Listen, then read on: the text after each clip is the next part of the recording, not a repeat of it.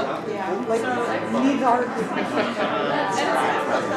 well, could you please let us know, because there's not that much time. I don't know how this works. Oh, okay. Yeah, you can use the mics. Yeah. Just go, but give me a sign. Oh yeah, sorry. Yeah, okay, deze staat aan. Hello. Okay. So, welcome to my talk. First, let's see. I'm going to introduce myself, of course. Then I want to talk a little bit about what it is like, or what transgender is, and what certain words mean, so everybody is kind of on the same page with usage of words. Then I have a little bit of theory from other cultures. And then I want to tell a little bit about my own history being trans and the medical transition that came with that for me. And then I'll introduce the vugender mistreatment team that we are, and I'll explain what we are doing and especially also why we're doing that. One important thing is that if you have a question and it's like because you don't understand what a certain thing means, or like you have a short question with a short answer, please just raise your hand and ask immediately, because it would be not so nice if things were unclear and you don't understand what we're talking about or something. However, if you have a longer question or something that could spark debate, please hold on to your question, and at the end, I hope there will be time to discuss that, and otherwise we can maybe do something at the borrel once where you can discuss that kind of thing. So who am I? My name is Levi, I'm 27 years old, I'm from Amsterdam, and I'm trans and gay, but usually I say I'm queer, just to make it a bit easier for me. But also because to me being transgender is, of course I'm still transgender, but it's like the whole transition and stuff was for me in the past. So I'm not actively thinking about being trans every day like I was in the past. So yeah, I see myself as a man, a gay man with a trans past, or trans history. And I noticed that this also changes over time for me. Like, I don't know, in 10 years how I will call myself. But 10 years ago, I would even deny that I was trans. If somebody asked me, are you trans? I was like, no, I'm cis. You know, I'm born as a boy. So, yeah, this is interesting to notice.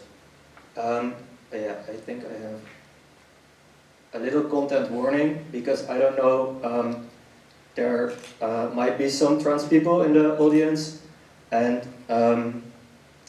it can be that some words can be triggering. Also for non-trans people, certain words can be triggering, certain experiences can be triggering.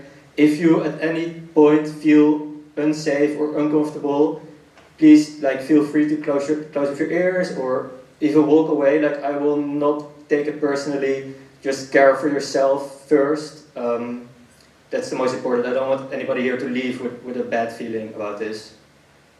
So yeah. I don't know what the pre-knowledge is on certain terms, on transgender and things. So I made a little circle with words. And I was wondering if anybody from you can tell me, is there a word that you recognize? Anybody can raise their hand? Because I think there are... Bart, think you? Yeah. What word do you recognize? Non-binary, the first one that I read, meaning not part of the common binary male and female gender, so falling somewhere in between on the spectrum. That's what I understand. Yeah, pretty much. Yeah, and non-binary can also include agender or third gender. Those are all things, or fuck gender. I have friends who identify as fuck gender. So it can be multiple things indeed, and usually what you say, like man, woman, is a binary thing too, and there's nothing in between or nothing around it, and non-binary means somewhere outside of those two. Is there any other word? Yeah? I know that the word transsexual used to be used like what transgender is today, but I'm not really sure if there are differences in the meaning of the actual words? Yeah, it's a bit old-timey word, like from before, but what I hear from a lot of transgender people who identify transgender and don't like transsexual is multiple reasons. For example, being trans is not sexual, because who I have sex with has nothing to do with me being trans. So this, like, because the words are like, yeah, it's one word, so people might see those as one. It's not sexuality also, it's like homosexuality is something completely different than transsexuality. For you can be transsexual and homosexual, and this is also sometimes to make a distinction between that. Another reason is that transsexual is a very term used medically, like it's like a used to be a diagnosis, and being trans isn't necessarily a medical thing. It's first and foremost a feeling within yourself, and if you choose to transition, if you choose to take hormones, operations, and whatever, that's all totally unrelated to being trans. Somebody can be trans and not have had operations, or doesn't want to take hormones ever. Like, they're not any less trans because of that. I, for one, issue here, usually use the short word trans because it can mean either transgender, or if people like older people sometimes use transsexual for themselves. So trans like covers that whole. See, if anybody knows what is gender dysphoria. Very familiar with it. Yeah, could you give a brief explanation of it, maybe? Yeah, I think, at least for me personally, gender dysphoria is the, like, it depends from person to person, but it can be like the discomfort, if not like intense, maybe even pain that you feel, where it's like the incongruence between how you see yourself, how you want to see yourself, and how your body actually is, and possibly also how other people perceive you versus how you see yourself. Yeah, thank you. And I think very true what you say, but also important to ask is that not all transgender people feel necessarily gender dysphoria. Absolutely. Or feel gender dysphoria all the time. Like, people can be trans and not feel gender dysphoria, Yep. where they kind of like accept their body, but yeah, still feel like they're another sex or another gender. Another important one is cisgender, because I might be using that. I kind of used it already. But cisgender is basically somebody who was assigned, for example, assigned female at birth. So, you know, we're born and doctor says, oh, it's a girl. And then later in life you still identify as a woman. E.g., most people on this earth, everybody who's not transgender is cisgender. That makes it more easy, because it's sometimes a bit painful to say like transgender people and normal people. Or, you know, because I'm not that abnormal, you know, like, okay, I am, but not because I'm trans. So that's why it's nice to use the scientifically correct term of cisgender. I think these were the most important ones. Yeah, because we have not that much time. If you have questions about the rest, just ask later. So this is the genderbread person, and I just wanted to show this. Maybe it's already known, I don't know, that there are 4 things that have to do with gender and sexuality, and all these things are like not connected to each other necessarily. So first is your identity. That's kind of like what's in your brain. It says a lot already. Attraction is if you like other men, if you like other women, if you like people of no gender or whatever, like this attraction. Sex is usually used as with what biological organs you're born with. And expression is how you choose to show these things. For example, I wear nail polish. That doesn't make me any less man. But people see that as feminine. And all these things can also change over time during your life. Where you might think that you are gay for 30 years. After 30 years you notice like, hey, now I see somebody who's not a man and I still think they're pretty or she's pretty. And maybe I would like to try things out. You know, that's completely fine. So these are not set in stone. And I noticed for myself, especially being not even that old, like 27, that already things have been shifting and changing. So it helps to accept yourself if you accept that these are not set in stone. So now I would like to talk a little bit about gender and colonialism, because what's heard in society a lot is that this is such a hype to be transgender, that's why all the kids are turning trans, you know? Or it's something that white people invented, and you know, other cultures, they don't all do all that bullshit or something, which is very much not true. This is a slide, it's pretty well readable. So this is a slide that from the Instagram of Alok, what's their name? Veit Menon, and they're trans activists. And basically on the slide it says like sexual ambiguity was seen as primitive, and therefore the binary that white people had at the time was something above primitive, so it was something better, some achievement. But as I will show now in the next couple of slides, I will highlight some cultures that highlight some cultures with a bit more explanation how they saw gender, and then I have a whole list of cultures that also recognize different options beside male and female. For example, in Nigeria, okay, so first, of all these words from other countries, like other cultures, I don't know exactly how to pronounce them. I'm really sorry. I tried to look up all of them on Google and Google Translate, like where you can press play and somebody tells you how it's pronounced. Then I probably will pronounce things wrong, and I'm really sorry for that, because I've only read the words and I've never heard them. So in Nigeria there is the Yoruba, I couldn't read my handwriting. It's the Yoruba culture, and that shows that gender is not universal, because they saw like it didn't really have the weight to the genders as we have now. For example, a lot of women are still being seen as less, even though unconsciously, like being seen as less than men. And in Yoruba culture, it was like more. This just nobody gave a shit if you were like whatever your gender was, in sense of where you were on the social hierarchy.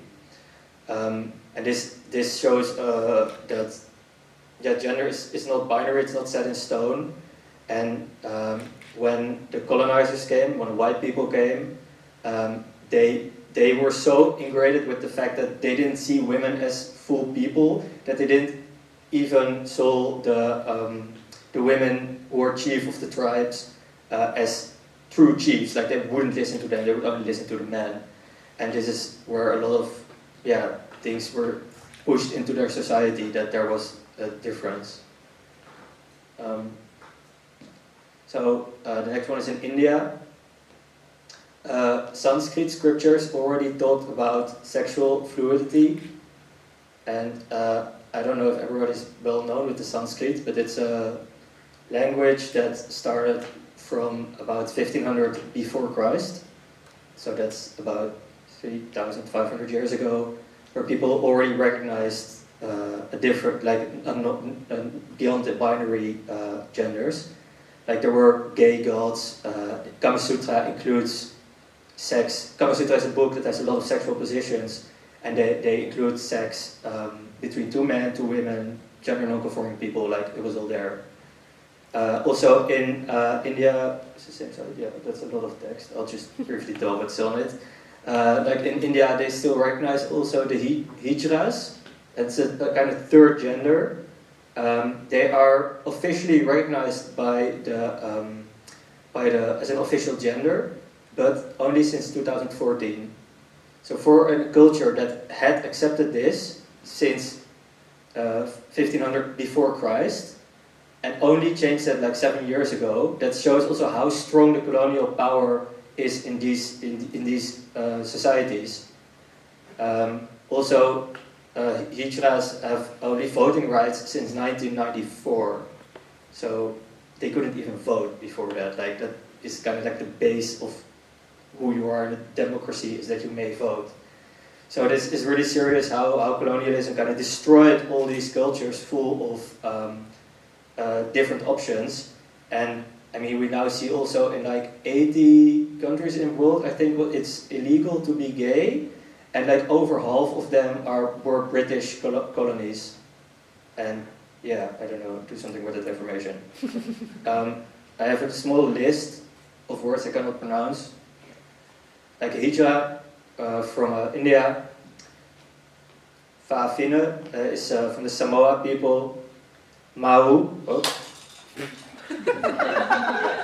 That's transphobia. Mahu is native Hawaiian and Tahitian. Mushe is Mexico. Winkte is Sioux. Ashtime is the Male people from Ethiopia. Tilba is the Navajo people. Thank you. This one had multiple possible pronunciations, so it's even difficult. Fakaliti, I think. It was in Tonga, or is in Tonga in Polynesia, and Katui is in Thailand. Most of these are, by the way, words being used to describe people who are born in a male body and or transition to female or somewhere in the middle, but usually somebody born in a male body moving towards female. But these are also examples, like the Navajo people had 4 genders they recognized, so this is just one of those 4. Okay, does anybody have a question about this theoretical part or an addition? Okay, then I will now tell a little bit about my own struggle with trans healthcare, because that's kind of what I'm here for. I have been at the VU Medical Center. There's a gender expertise group, a team, and that's kind of where you can get treated as a trans person. Like it's like the biggest center.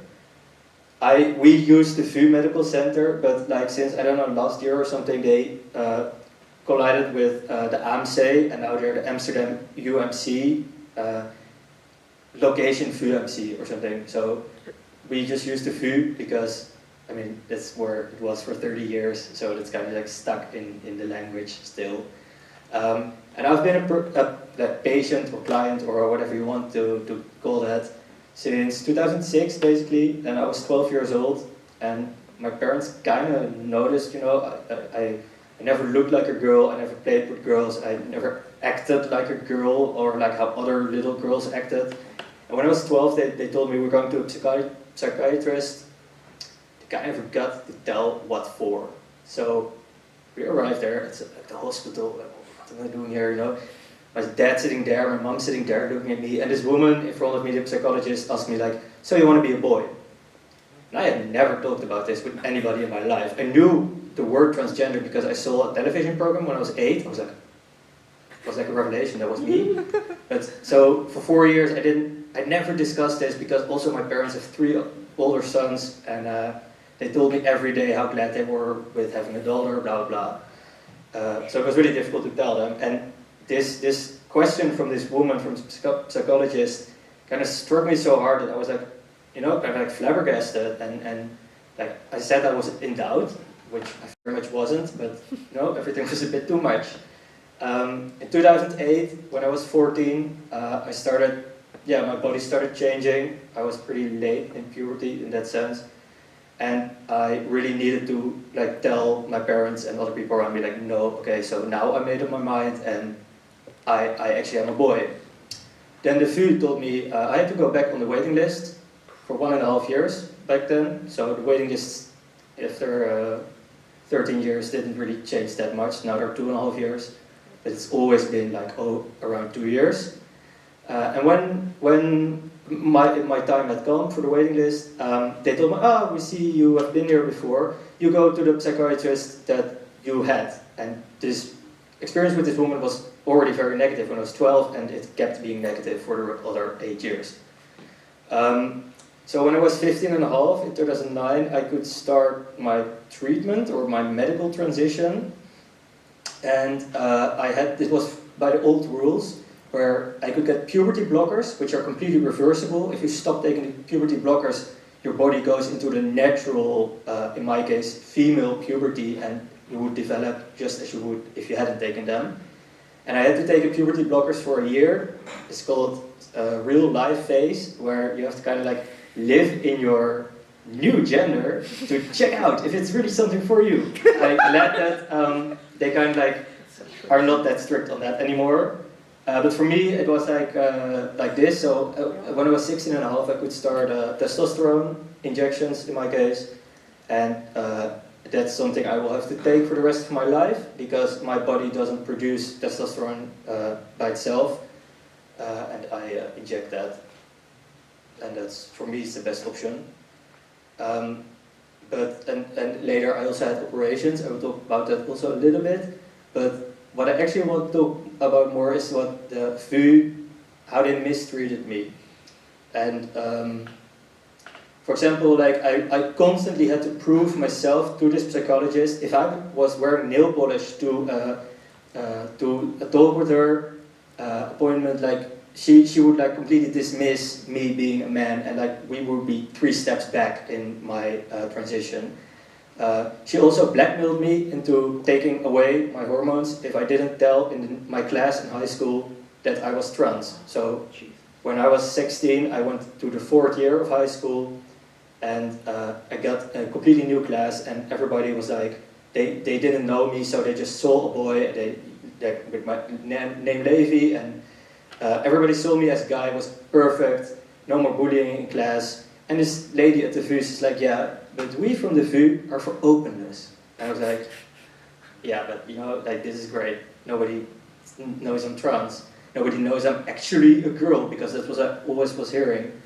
And she said, well, if you don't tell them, I'll just take away your hormones, which I already had for half a year by then.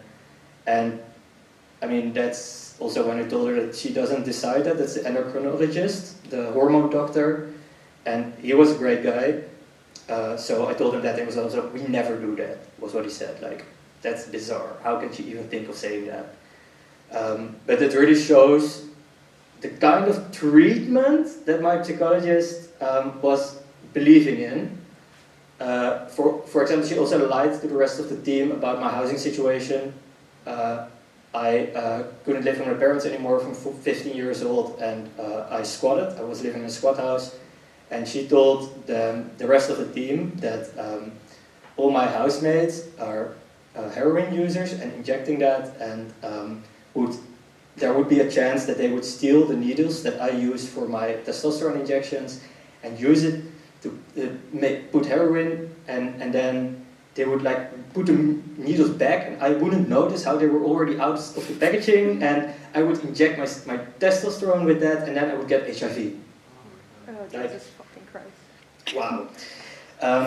But like this, I never, as a trans person, you never speak to the team directly. There's always a psychologist in between. So if she says, well, Levi thinks he's ready, but I have my doubts because blah, blah, blah, blah, blah, then of course the team will decide against my wishes, but for the psychologist's doubts.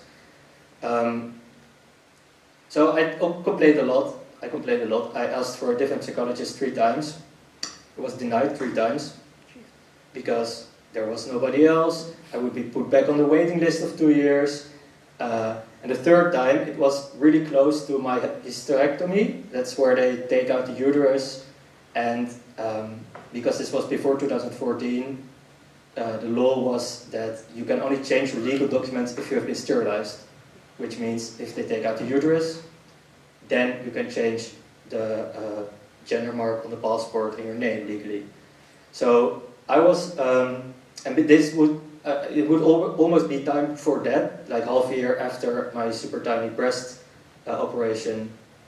And then she did something terrible. I don't even remember what, but like it was a fight all the time. So I asked for a different psychologist for the 3rd time. Was denied for the 3rd time. And when I came back to her, she said like, well, our bond of trust has been damaged, so I'm gonna delay your operation. And she kept delaying this for 2 years, which means that for 2 years I've been harassed by cops, I've been harassed in bars by showing my ID, I've been harassed in airports because my passport said female. this could be all prevented if my psychologist had not been very rude.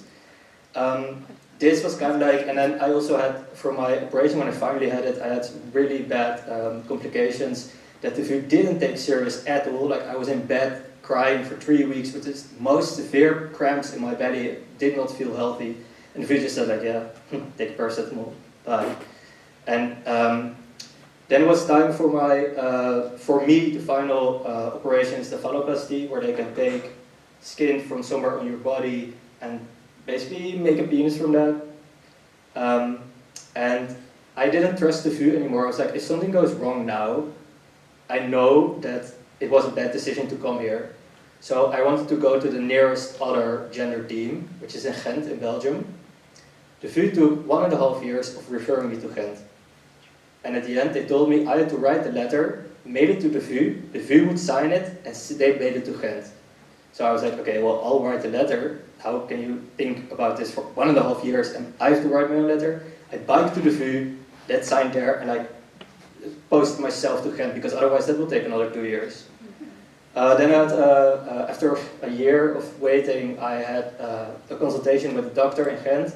With a great consultation, he showed me what was possible. At the end, he's like, okay, so we have a waiting list. I'm like, yeah, okay, for 5 years.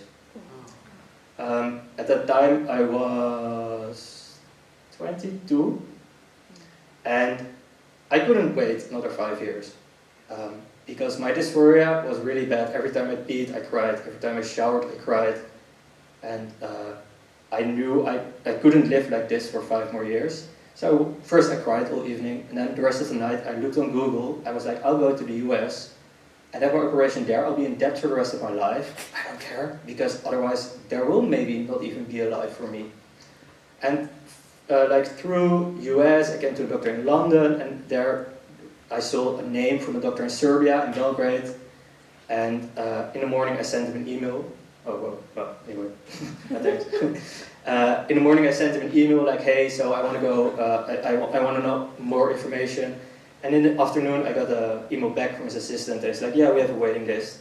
It's 2 months. So I had to wait for summer holidays, but I went to Serbia for my Phalloplasty.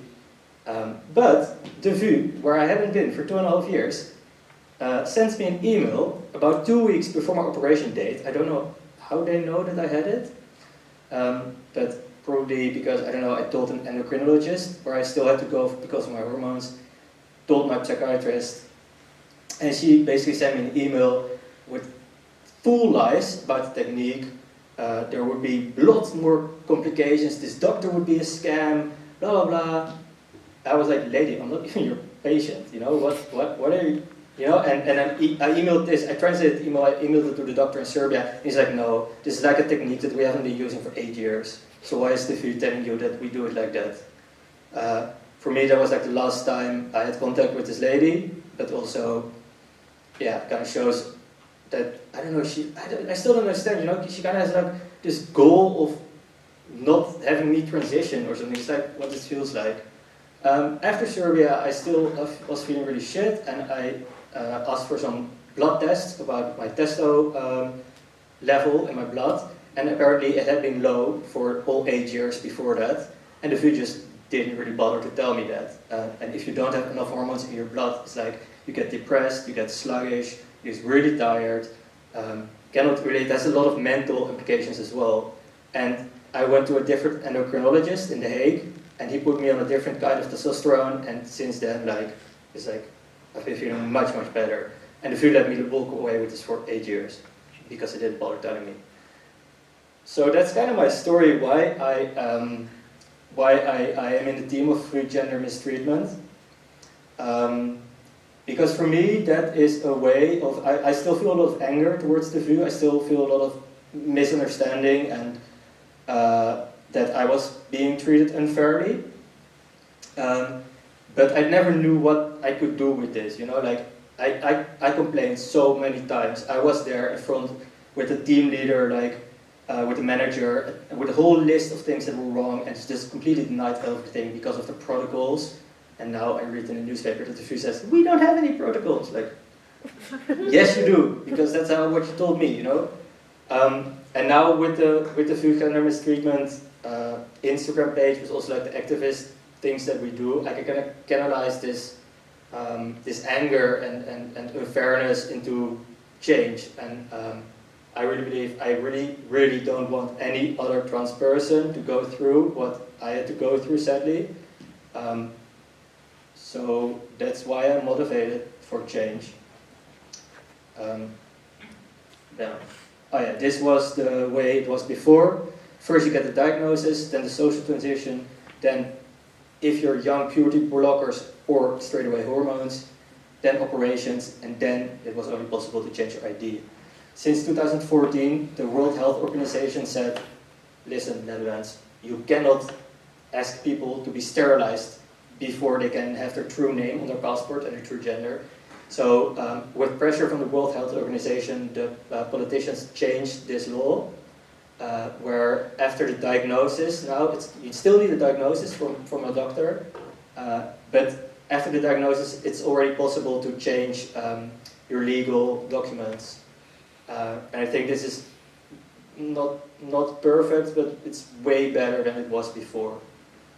And now they're also kind of slowly opening up to a possibility where, for example, you do want a breast removal surgery, but you don't want to take testosterone.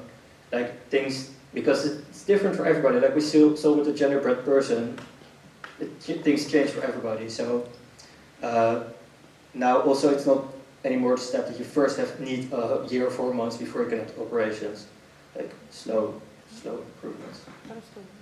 So who are we and why are we? That's our Instagram ad. And we, yeah, like I said, we started from, well, for me, feeling of anger, but for other people also need of change. And we're a group with mostly trans people. There's also some cis people that help a lot with like answering DMs in Instagram or like putting out posts. But usually the theoretical input comes from the trans people. I'm really glad because recently 5 other trans people joined, because you know we weren't perfect as a group. We also at the beginning we didn't even know where we wanted to go, if you would do a protest or whatever, and we thought of then an Instagram page. But we're all white people, and there was nobody who was assigned male at birth in our group, and because we kind of want improvement for the whole trans community, also for the non-white people that have their own struggles, because in the future there's also cases of racism or fat phobia, or if you don't speak Dutch, it's almost impossible to get a good psychologist at the VU. Well, there are a lot of people in the Netherlands who don't speak Dutch. So can you really accept, can you really ask somebody to first learn perfect Dutch before they can transition? Like, I don't think so. And our Instagram page has been online now for 2.5 months, since 17th of May. And we have hundreds, literally hundreds, of individual stories from people, big things, small things, where they felt they were mistreated by the VU Medical Center. And we also focus just on the VU Medical Center. There's other centers in the Netherlands, but the VU is the biggest one. And the VU is also the one that we feel have a monopoly on trans healthcare, because if a new center wants to start, they have to ask the VU, what are your protocols? And the VU advises them what protocol they have, and we read in the newspaper that the VU says, but they can do whatever they want. But I mean, as you all know, you can advise somebody with quite strong force that this is the only way, this is the scientific way, the best way, and then of course you will kind of take that protocol because you don't know yet, and they say it's the best, so yeah. So the VU has like fat finger and porridge for, as we say in Dutch, like a huge force of how trans people are treated. So, and that we have hundreds of stories in 2.5 months shows also the importance of the feelings that people have about this. There were also stories that people never shared yet with anybody, and they want to share it with us anonymously, because they're like, you know, things need to change. And I think everybody that's sending a story is, it doesn't want anybody else to experience that. I kind of made a little jump there because I was telling about however 5 or 6 white people. Now there's also some people with a like migrant background, you could say, like non-white background. Some of them were born in the Netherlands from parents who migrated to the Netherlands. Some people have gone as migrants themselves to the Netherlands, and these are also all trans people. Also, some people who were assigned male at birth. So that made our group a lot more diverse. And I think that's also really important because I cannot speak for everybody, but if we have like more people, then you get more inputs for how things should go. Yeah, and what we want is we wrote a manifesto, and from that we also wrote a petition, and we want to show this to the VU, because the VU has always told us our stories were individual cases, or we were over-exaggerating, or things were just going the way they were supposed to go. But if there are hundreds of stories, how much longer can the VU say like it's all individual cases? And when can people see that there's a structural things going wrong? So we already have over 5,000 signatures for the petition in like a month. And in around September, October, we want to send it to the VU. We already sent the VU that we made the manifesto, that we have a petition. They haven't replied after 2 weeks to our emails. So we just send out another email like, hey, did you receive it all correctly? But probably they're like, okay, what should we do with these difficult trans people now? Yeah, I want to talk a little bit now about the manifesto, really shortly. It's quite a long document.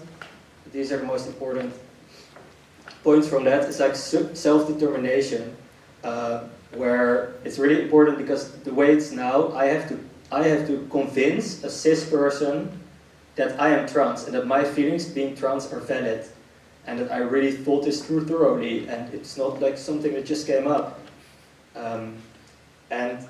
With this self-determination, where you don't, because it's kind of weird, you know, there's not really any other, I think, like medical thing where you have to convince a person not from your group. Like you don't have to convince anybody you're like sitting in a wheelchair, because you just sit in a wheelchair if you do. Like you don't have to convince people you need special care maybe for, or there's certain things like walking on stairs that you cannot do. But as a trans person, you have to kind of like, the core of your identity, you have to prove to other people constantly. With this self-determination also comes informed consent. This is what they do in a lot of other countries. It's where there will be a psychologist, but the psychologist just determines if you are in a healthy mind, like if you're not delirious, if you're not in a psychosis. Like there is still a psychologist involved to see if you are fit to make this decision and to see your true identity. But the true identity itself isn't being questioned. And after like some talks about if you're healthy in your mind, you can put your signature, and then you can basically diagnose yourself as trans. Furthermore, we also want recognition from the VU, mainly the recognition for the harm that they've done for over 30 years to trans people and trans healthcare, but also the recognition that they do have a monopoly on this. We want decentralization of trans healthcare, which means now it's really difficult. I mean, a GP, general practitioner, like a huisarts, is completely legal for them to give somebody hormones, but almost all the GPs say, yeah, well, we're not sure, just go to the VU, just go on a 2.5-year waiting list, just, you know, go to the VU. Well, in decentralization, you give the VU less power in this, and you can move the care to huisarts, GPs, or like, for example, a uterus removal is an operation that's done a lot also in cis women, for example, who have a higher chance on cancer there. They can take out the uterus, and this operation is completely the same for a trans person, a trans man that wants to take out their uterus. But still, only the VU does this for trans men. So yeah. Make it make sense. And this decentralization will also mean, by definition, that there will also be lower waiting lists, less waiting lists, because not everybody has to go to the VU anymore. There are multiple doctors who can treat people. Very important also is the safe complaints procedure. It shouldn't happen that somebody has a list of complaints and is denied care for that, like I had to experience. And I think that it's really weird that your complaint has like a negative impact on your transition. And this, in the manifest, we go also pretty deeply in how we think it should be. I think that's something you should read yourself because it's quite long. But we thought of some options that we also think that are like reachable. And the last thing is that trans people should be in the gender team themselves. Like the VU actively has a discouragement policy that they do not hire trans people because they have like biased opinions on trans people. Because they say like if a trans person would work there, they would accept everybody as trans and they can be thorough and because they experienced it themselves. We think this is really bad because how can you care for a group of people without anybody of that group being in your organization? So we think that it would be really good if there would be like some kind of committee that kind of checks the policies of the VU, and the committee is from trans people, or have a trans psychologist that is in the team meeting and says like, why does somebody have to prove that, or why is somebody denied care because of their nail polish right now, And it's just important to have trans voices in the VU gender team. But this manifesto is also a working document, so it's not set in stone. These are like base things that we came up with, and they're really much subject to change. And I also would like invite people that are here or friends that you might talk about with this. Like if you have ideas, we are very open to receiving them and listening to them and seeing if we can incorporate it in the manifesto that we will eventually give to the VU. So this is kind of my presentation. I made a QR code. Please scan for petition. Thank you.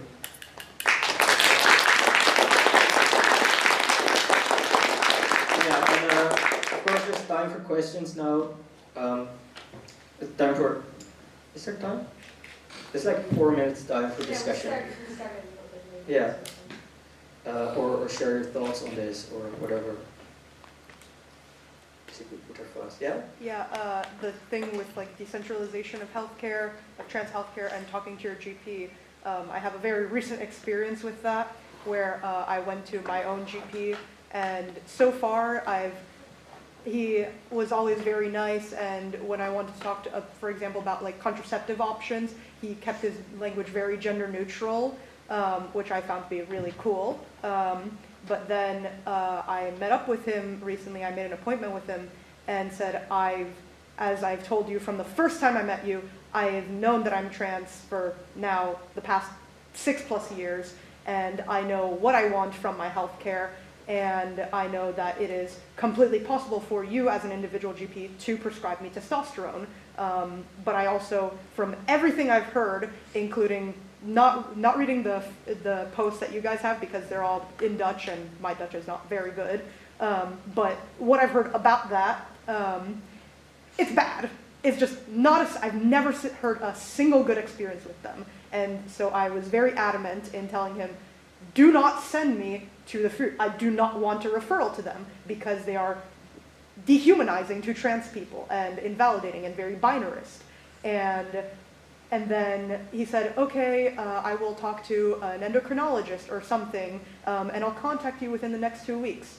At the end of those next 2 weeks, he emails me back saying, I spoke to someone from the VU, blah, blah, blah, blah, blah, blah, blah.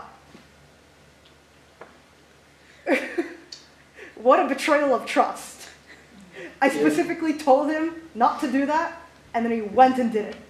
It is also like terrible, of course, that you had to experience this, but it also shows how much power the VU has, Yeah. because they are the center people go to if they have a question about this, and so they can like really push through their views on this, and yeah, there are GPs who just like give the treatment. Yeah. It's really difficult to find, and even if you might want operations later, it's also really difficult to find doctors that want to operate you without a referral from the VU. Like everything is connected to the VU somehow. Yeah, but so yeah, I'm really sorry to hear that. Thanks. Yeah. Just sucks. Yeah, but I think eventually, it takes a lot of time, a lot of effort, a lot of energy, but at some point you will find care of what fits you, but Yeah. it shouldn't take so much effort. Yeah. I think you guys are doing the right thing, step in the right direction.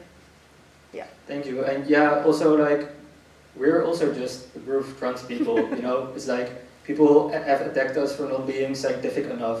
Well, first of all, I've lived as a trans person for 27 years. I don't know if that's more than any scientific trial that's ever run. But also, we don't say that we have all the answers or that we have the right opinion. But there's just things we see, patterns we see, and things we think that should change, and we even offer how we would want change. But also we do this voluntarily, like I'm not getting paid, I don't want to get paid for this, but I wish trans people would be paid to have their voices heard. I wish the VU would have invited us instead of like keeping the door closed for us and ignoring our emails. Like it's really difficult to, and then being gaslighted by the VU in the newspapers where they just completely dismiss all our points and they say like, yeah, but we don't have any protocols. Or just basically say we're lying, and you read it in the newspaper. And of course, people, general people, public, that reads the newspaper, who they're going to believe? Some angry trans kid or the VU Medical Center? And this is really difficult to fight against, and that's also why it's so important for us to have the petition to show, like, in a month over 5,000 signatures. Yeah, when we have 7,000, 8,000 maybe, they cannot dismiss us anymore, like I said before. So please share it also with your friends and family. Yeah, follow us on Instagram. I would like to add that most of our posts are being translated in the comments. So but it takes a little bit more effort to read it, and we were still looking for a good way to post in both English and Dutch. But we haven't really figured out Instagram that well yet. There's something like alt text or whatever, and then translates automatically. I don't know. We're working on that. But if you have any ideas on this as well, or what would help for you, then please let us know. So yeah. Oh yeah. Oh cool. Hi. I'm a foreigner who moved here just 4 years ago, so I still don't fully understand the political system. But I feel like there might be merit in actually talking to politicians in this as well, or local representatives. Have you considered these things, or have any luck with this? Very much, yes. There are even some trans politicians in the chamber right now. The reason why we're really hesitant talking to politicians is because usually in politics somebody has a very good point, and other parties have like something to say about this, and this point kind of like, deteriorates. Like it got made smaller, compromises are being made, and at the end, the original point, the original idea, is completely changed. And for me personally, this makes that I really have little faith in the way our democracy is being handled right now. And I do vote, but like, it's not the way I want it to. And we don't really trust politicians to really like fight for us, because they've never fought for us. So why would they now? Because we have 5,000 signatures. Like, that's in politic land, that's like nothing. You need 40,000 for it to be questions in the chamber. Like, we're not even there yet by far. There's basically one party that we as a collective, we talked about this, we trust most, is like Bijeen. is a pretty radical left-wing party. They just say things that's never been said. Like Sylvana Simons is a black woman, and she's like party leader. She's in the chamber right now. And Bijeen also did put some questions. They also pushed through some, what's a motie in Engels?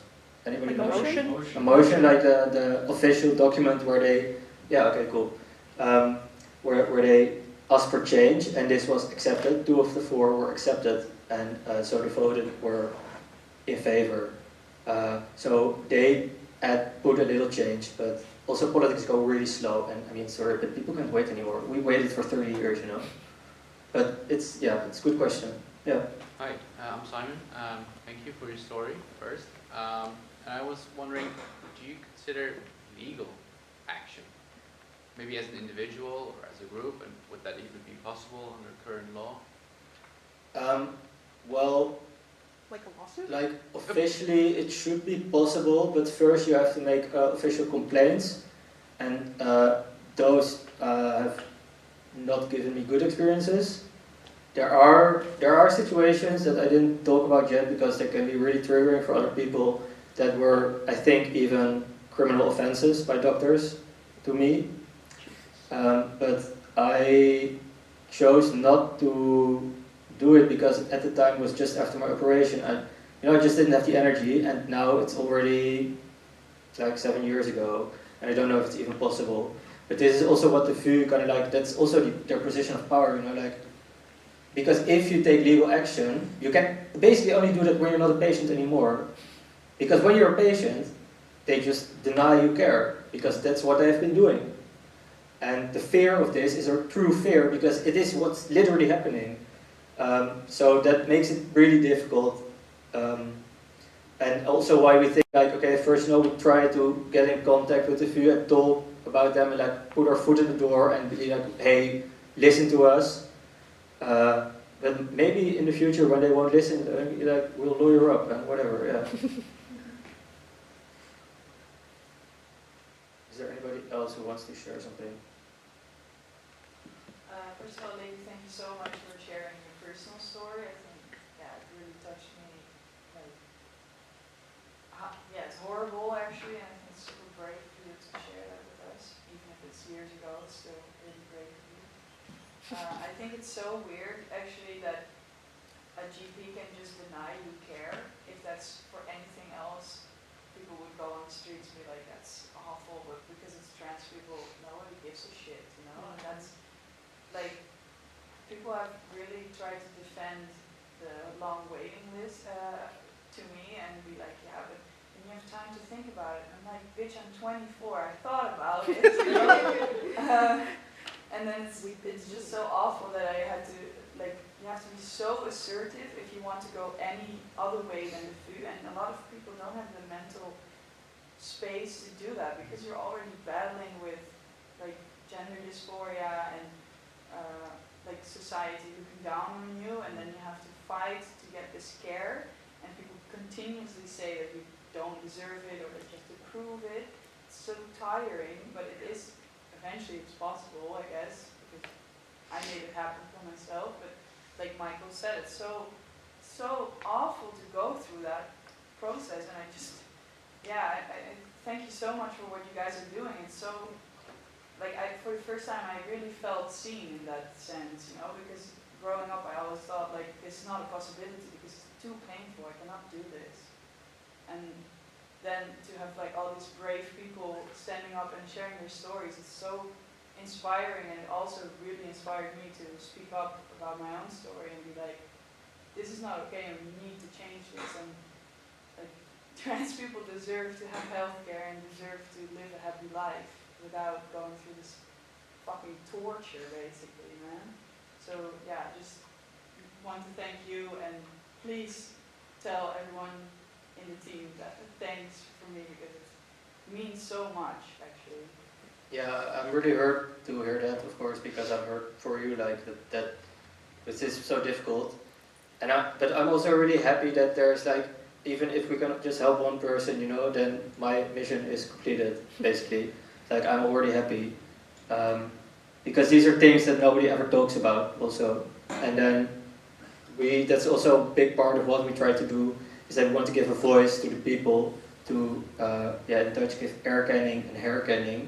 So we give recognition to each other as well, and we can also find our stories in the stories of other people. And that small thing can already help some people, even if no change would come. But of course, we will fight very hard for change that will come.